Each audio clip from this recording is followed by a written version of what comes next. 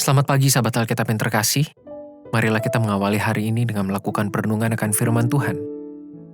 Bacaan Alkitab kita pada hari ini berasal dari kitab Kisah Para Rasul pasalnya yang keempat, ayat 1-7. Ketika Petrus dan Yohanes sedang berbicara kepada orang banyak, mereka tiba-tiba didatangi imam-imam dan kepala pengawal bait Allah, serta orang-orang Saduki. Orang-orang itu sangat marah karena mereka mengajar orang banyak dan memberitakan bahwa dalam Yesus ada kebangkitan dari antara orang mati.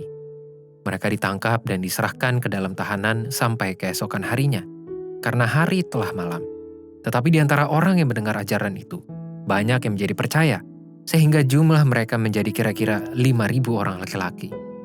Pada keesokan harinya, pemimpin-pemimpin Yahudi serta tua-tua dan ahli-ahli Taurat mengadakan sidang di Yerusalem.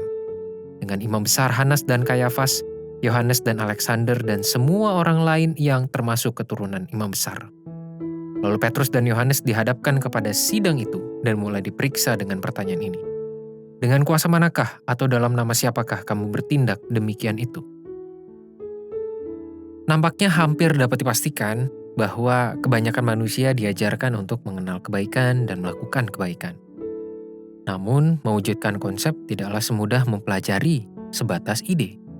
Diperlukan keberanian, tekad, mentalitas, dan tujuan yang jelas pada diri seseorang jikalau ia ingin mewujudkan kebenaran dalam hidupnya.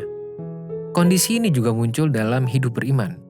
Setiap umat Tuhan perlu memahami bahwa iman bukan sekedar ide atau konsep yang cukup dipelajari, melainkan diwujudkan dalam kehidupan nyata.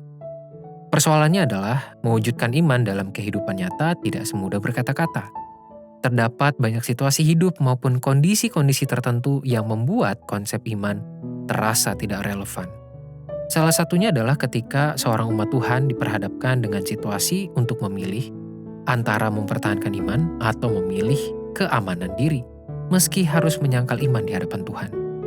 Pengalaman Petrus dan Yohanes yang tergambar dalam ayat 1-7 ini pun menampilkan sebuah dinamika hidup beriman yang tidak mudah. Akibat kesaksian yang mereka lakukan, Petrus dan Yohanes harus menghadapi penghakiman di hadapan pemimpin agama Yahudi. Namun mereka tetap mampu mempertahankan iman kepada Tuhan dengan segala konsekuensi yang ada.